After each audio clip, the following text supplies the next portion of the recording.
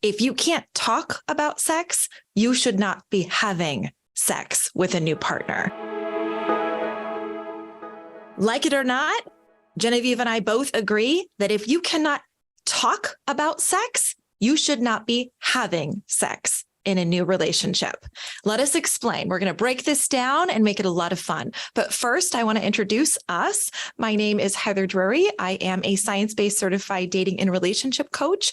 I am also a matchmaker, and I'm joined by Genevieve, who is a master level certified matchmaker and was a matchmaker with Married at First Sight in the UK. So between us, Genevieve, I think we're safe to say and mutually agree that we've seen a lot of new sprouting relationships, couples blossoming. And this sex topic seems to be something that you and I work with our clients really heavily on, because if you get it wrong, it can actually fail a new relationship. So you and I both mutually agree that if you can't talk about it, you shouldn't be having it. But let's break this down really quickly. Number one, why is this true? What are your thoughts, Genevieve?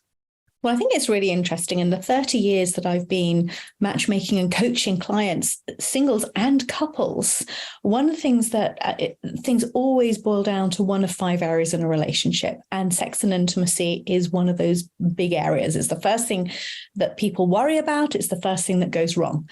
So one of the things that we always say to people is, you've got to be comfortable to talk about it and understand your wants, wishes, and desires, and make sure that you're mutually compatible in or out of the bedroom. Absolutely. Compatibility is so diverse, right? And so many layers, but to be able to be intimately compatible, that can happen really, really well with somebody, but it has to be something that you talk about. And it can be something that can be really exciting and fun.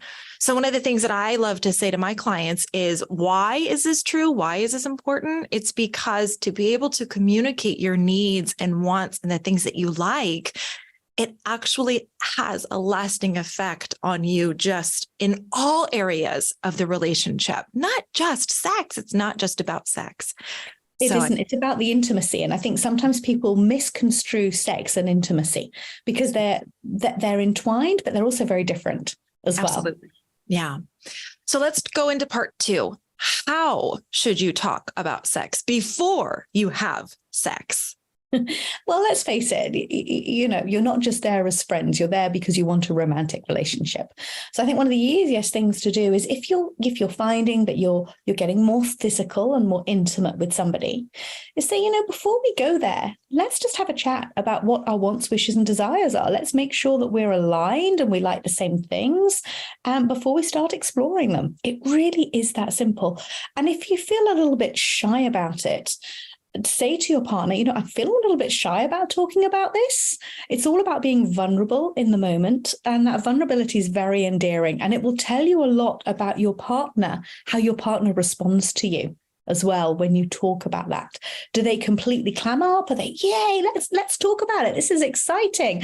And so, take the bull by the horns and just sit down and have a grown-up, sexy conversation. Make it fun as well. Make it fun. It doesn't have to all be serious and let's start studying books and have a proper conversation. It should be fun. It should be flirty. It should be, hey, what do you like? Absolutely. Absolutely. And to be able to have that playfulness about such an important topic, what else are you going to be able to talk about? If you can talk about this, you can conquer anything that comes your way in the future of your relationship. So this becomes so intimidating to people. So what I like to tell clients, and what I think you and I really agree on, is we have this wonderful platform called text messaging. So if you're a little uncomfortable at first and you want to test the waters, being able to communicate in the written word can help break those boundaries and those barriers for you to start that conversation.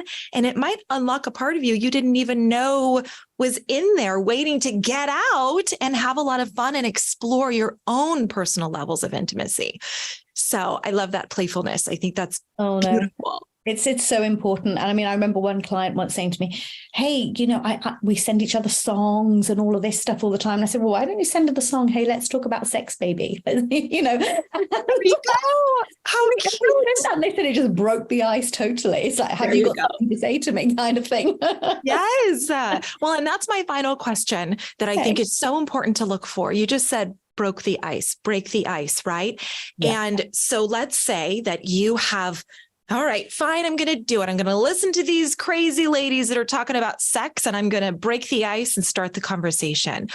What should you look for when you're asking these questions or opening the lines of communication with sex to make sure that your vulnerability is protected? You have to be authentic in the conversation and in the communication. And if there's anything that you don't feel comfortable with, don't feel that you have to just go along with something for the sake of it to please your partner. It's okay to say, you know what? It's not something I've ever tried before. It's not something I've ever thought I'd be comfortable with. Let's just start off here and see where things may take us. But, these are my boundaries. Everyone has boundaries. Everyone has a comfort zone that they have with whatever part of the relationship they're in, whether it's intimacy, emotional connectivity. You have this comfort zone, but sometimes it's good to explore new comfort zones as well. And if you're with someone that you feel safe and comfortable to do that, then it's okay to say that too. Absolutely. And I think safe and comfortable in any level of vulnerability. Everybody that's listening, please pay attention to this. When you're opening yourself up, you're opening parts of yourself that are very vulnerable, that kind of cost a lot in the long run to your overall happiness and your connectivity.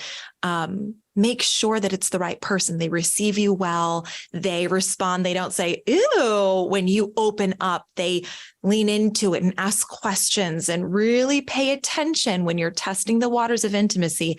These are real clues into how this person can really connect with you on a meaningful and deep and beautiful level. So this is such an important conversation. Genevieve, I think you and I could talk about this forever. Oh, we could. We're on a time limit, people. But if you want to know more, we can deep dive on this as much as anybody likes. Absolutely. And that's the goal. But subscribe, our watchers, follow for more. Our team is going to deep dive and explore this important topic because we understand that sex and intimacy in a relationship is the foundation and so important to a long-term, happy, healthy relationship. And we're going to teach you how to get there. So like and follow along. Thank you so much, Genevieve. Thank you. Bye, everyone. Bye.